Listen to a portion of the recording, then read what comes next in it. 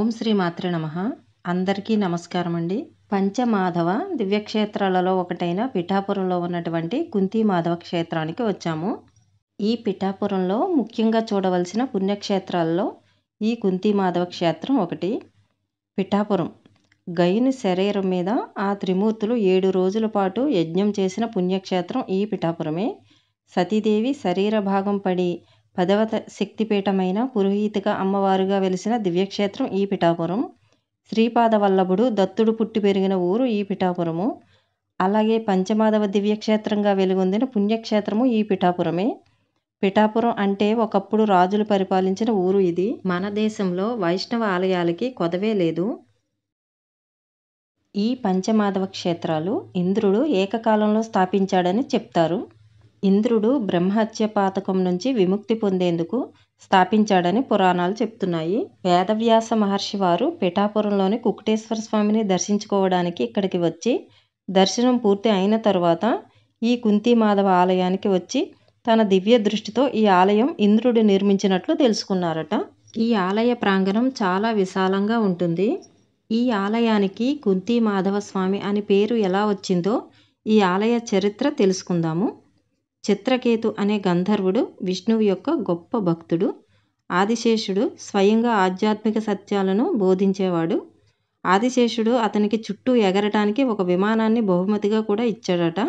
దానితో చిత్రకేతుకి చాలా గర్వం కూడా వచ్చేసిందంట. చిత్రకేతు ఒకసారి ఆకాశంలో సంచరిస్తూ కైలాసంలో శివుని తొడపైన కూర్చుని ఉన్న పార్వతీదేవిని చూసి నవ్వుతాడు.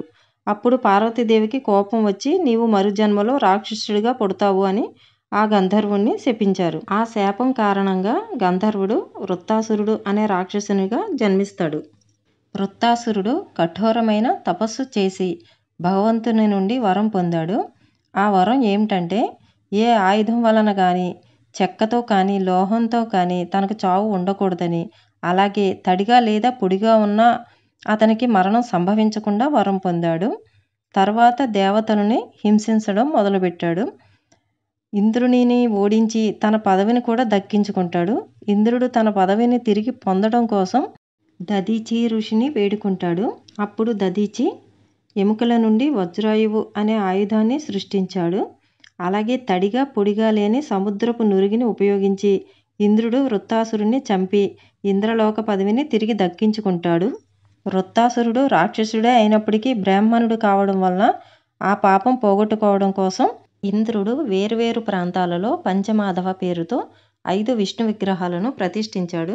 వారణాసిలోని బిందు మాధవ ఆలయం అది గంగా ఘాట్ దగ్గర ఉంది. ప్రయాగలో వేణుమాధవ ఆలయం, పిఠాపురంలో కుంతి మాధవ ఆలయం, రామేశ్వరంలో సేతుమాధవ ఆలయం ఇది సేతుమాధవ తీర్థం దగ్గర ఉంది. కేరళలోని తిరువనంతపురంలోని సుందర మాధవ ఆలయం ఇది అనంత పద్మనాభస్వామి ఆలయానికి దగ్గరలోనే ఉంటుంది.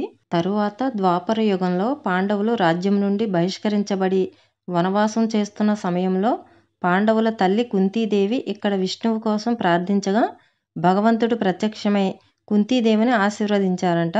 అందుకే ఈ క్షేత్రానికి కుంతి మాధవ ఆలయం అని పేరు వచ్చింది. ఈ ప్రాంతాన్ని మౌర్య వంశానికి చెందిన చంద్రగుప్తుడు పరిపాలించినట్లు చెప్తారు. తర్వాత పల్లవులు 3వ శతాబ్దంలో పరిపాలించారు. 6వ శతాబ్దంలో చాణక్యులు ఈ ప్రాంతాన్ని పాలించేవారు. ఆ తర్వాత ఈ ఆలయం ముస్లింల పాలకుల దాడికి గురయ్యి ఈ ఆలయ సంపదను అంతా దోచుకున్నారని చెప్తారు. ఈ ఆలయాన్ని 17వ శతాబ్దంలో పద్మనాయక పాలకులు పునర్నిర్మించారు. ఈ మాధవ స్వామికి మాఘశుద్ధ ఏకాదశి నాడు కళ్యాణోత్సవం జరుపుతారు. చతుర్దశి నాడు రథోత్సవం కూడా చాలా వైభవంగా జరుపుతారు. ఈ ధనుర్మాసం నెల మొత్తం విశేష అలంకారాలు సేవలు జరుపుతారు. ఈ ప్రాంతాన్ని పాలించిన రాజారావు గంగాధర రామారావు గారికి ప్రసాదం రుచిగా లేనప్పుడు స్వామివారు కలలో కనిపించి ఈరోజు ప్రసాదం రుచిగా లేదని చెప్పేవారట. రాజావారు మరునాటి నుంచి ఆలయానికి వెళ్ళి ప్రసాదం చాలా రుచిగా వచ్చేటట్లు జాగ్రత్తలు తీసుకునేవారట. ఈ ఆలయ ప్రాంగణంలో శ్రీ గోదాదేవి అమ్మవారు, లక్ష్మీ అమృతవల్లి తాయారు, ఆల్వారులు రామానుజాచార్యులు ఉన్నారు. ప్రధాన దైవం శ్రీ రాజ్యలక్ష్మి సమేత కుంతి మాధవ స్వామి.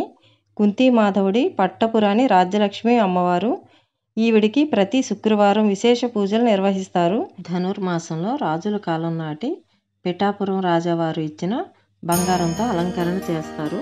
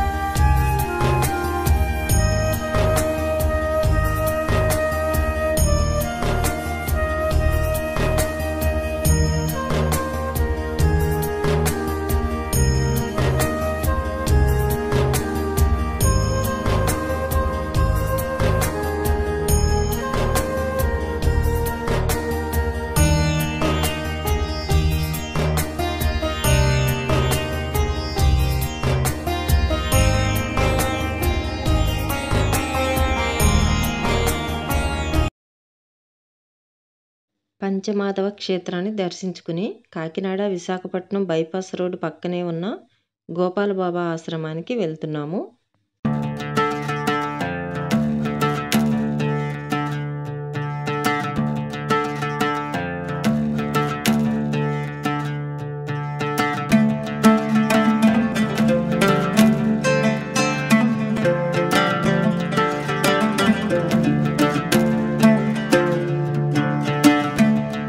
ఈ హైవే పక్కనే స్వామి సమర్థ స్వామి వారి టెంపుల్ ఉంటుంది. ఈ టెంపుల్ పక్కనే గోపాల్ బాబా వారి ఆశ్రమం ఉంటుంది.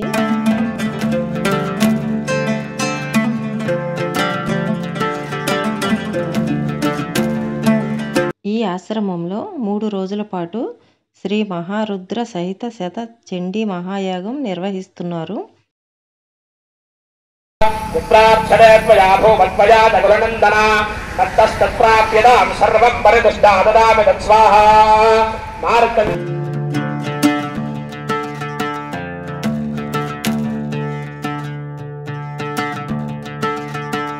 లోక కళ్యాణం, విశ్వశాంతి, ధర్మ పరిరక్షణ కోసం 108 యజ్ఞ కుండాలతో 116 మంది ఋత్వికులతో ఆదిపరాశక్తి ఆజ్ఞతో పరమగురువుల దివ్య ఆశీస్సులతో 18 మంది సిద్ధ గురువుల సమక్షంలో ఎందరో యోగులు, నాగసాధువులు, పీఠాధిపతుల స్వీయ పర్యవేక్షణలో అత్యంత భక్తి శ్రద్ధలతో నిర్వహిస్తున్న గొప్ప యాగం.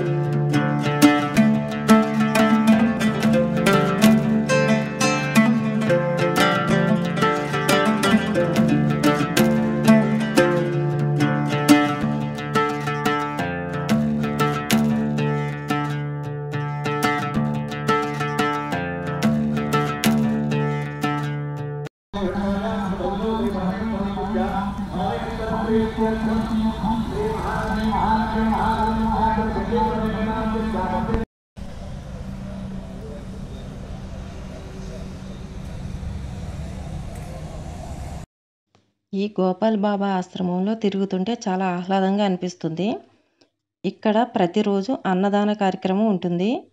ఏ ఒక్కరోజు కూడా అన్నదానం ఆపలేదు. లాస్ట్కి కరోనా టైంలో కూడా. అలాగే పేదవాళ్ళకి వస్త్రదానం కూడా చేస్తూ ఉంటారు.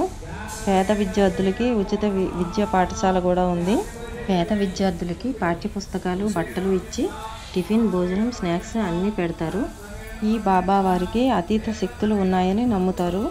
ఎందుకంటే ఈ బాబాని దర్శించుకున్న భక్తులు 2-3 నెలల్లోనే మళ్ళీ తిరిగి వచ్చి తమకు జరిగిన శుభ ఫలితాలను విన్నవించుకునేవారట. ఒకప్పుడు ఈ బాబావారు వైజాగ్లో ఉండేవారు.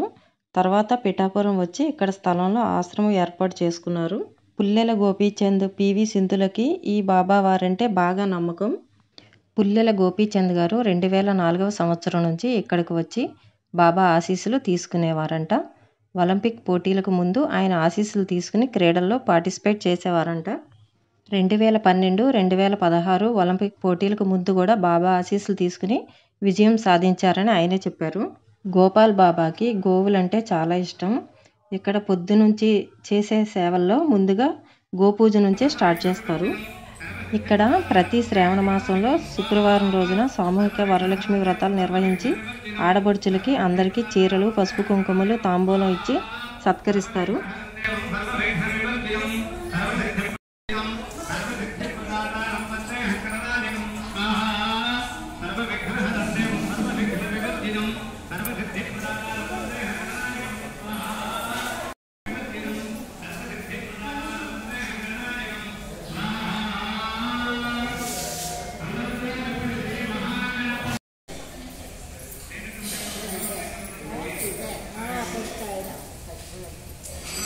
గోపాల్ బాబా ఇదే భంగిమలో కూర్చుని ఉండేవారట. డైలీ శ్రీపాద వల్లభుడికి అభిషేకం చేస్తారు. నిత్య గాయత్రి హోమం ఉంటుంది. సాయంత్రం పల్లకి సేవ ఉంటుంది.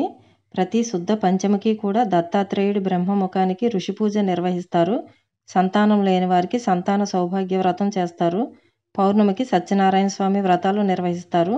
ప్రతి బహుళ అష్టమి అయిన కాలాష్టమికి అనగాష్ట వ్రతం జరుగుతుంది. ఇది గోపాల్ బాబా సమాధి మందిరం.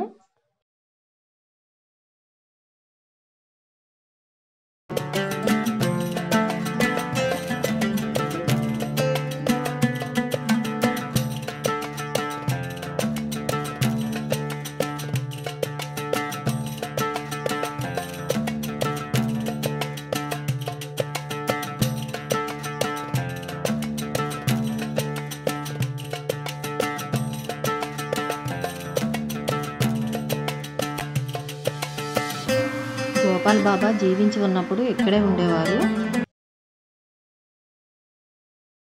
ఇవి బాబావారు వాడిన ఐటమ్స్. ఈ చెప్పులు బాబావారికి భక్తులు బహుమతిగా ఇచ్చి ఆశీర్వచనం తీసుకునేవారట. ఆ చెప్పుల మీద బాబా సైన్ చేసి ఆయన దగ్గరే ఉంచుకునేవారట. ఆయన మాత్రం పాదుకులు మాత్రమే ధరించేవారు.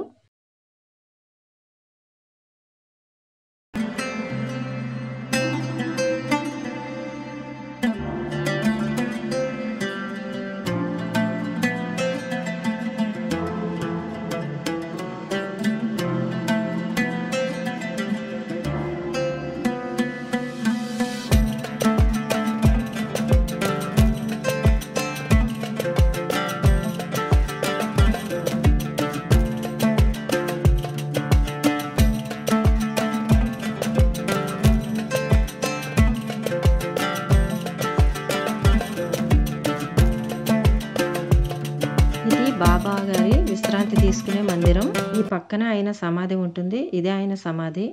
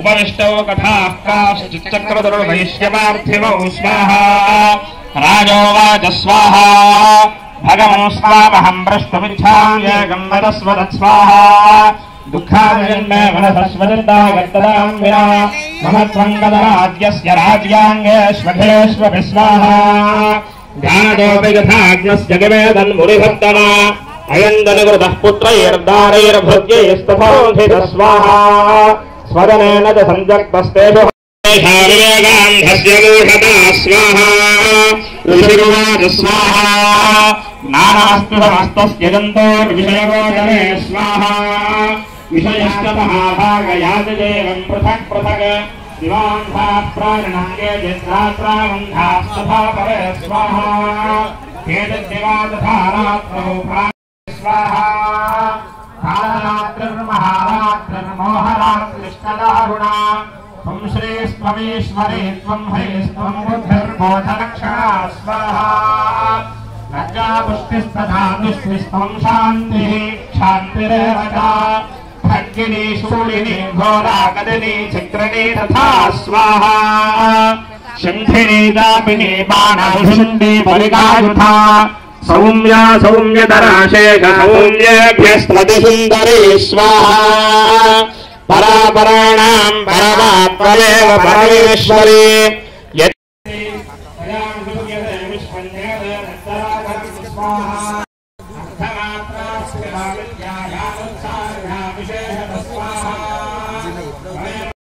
जगत् स्वाहा सोऽपि निद्रावशन्नीतः कस्त्वां स्तोतुमहेश्वरः विष्णुशरीरग्रहणमहमीशानगेव च स्वाहा कारिदास्ते गतो तस्त्वां कस्तोतुं शक्तिमान् भवेत् सात्वमित्थं प्रभावै स्वैरुणः स्वाहा बोधश्चक्रगदामस्य हन्तु वेदौ महासुरौ स्वाहा ऋषिरुवाच स्वाहा एवं सुराददा देवी धामधि तत्र वेधसा स्वाहा जन्मनः उत्तस्थौ जगन्नाथस्तदा मुक्तो जनार्दनः स्वाहा एकार्णवेः शयनात् ततः सदृशे ददौ मधुवैटभौ दुरात्मानामदिवीर्यपराक्रमौ स्वाहा ऋषिरुवाच स्वाहा वन्दिताभ्यामिति सर्वमापूमयं जगत्स्वाहा लोक्यदाभ्यां गलितो भगवान् कमलेक्षणः स्वाहा कमलेक्षणम्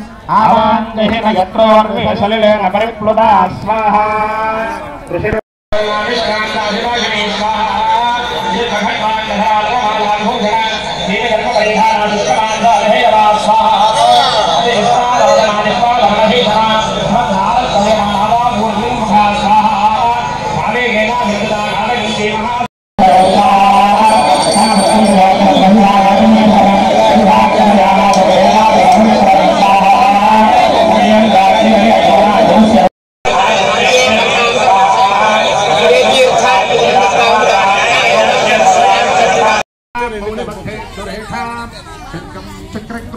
ृशिकमिभगणैरुद्वहन्ते त्रिनेत्राः सिंहस्कन्धाधिरूढान् त्रिभुवनमखिलं तेजसा पूरयित्वा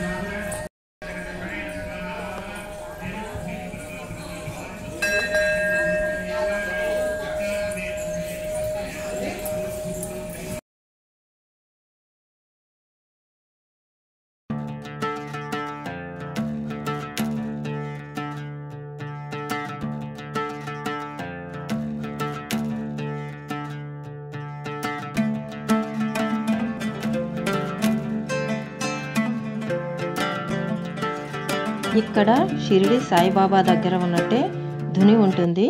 ఇది నిరంతరం వెలుగుతూనే ఉంటుంది. ఆ ధుని షిరిడి నుంచి 2009 జనవరి 11లో సేకరించి తీసుకువచ్చి స్వయంగా బాబావారే ప్రజ్వలన చేశారట. ఇది బాబావారి యాగశాల.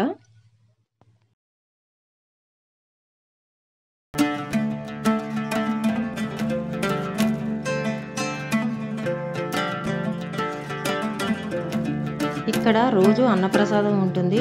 చుట్టుపక్కల ప్రాంతాల నుంచి కూడా చాలామంది వచ్చి ఇక్కడ అన్నప్రసాదం స్వీకరించి వెళ్తారు. అలాగే ఈ 3 రోజులు హోమం చూడడానికి వచ్చిన భక్తులు అందరికీ కూడా అన్నప్రసాదం ఇక్కడే ఉంటుంది.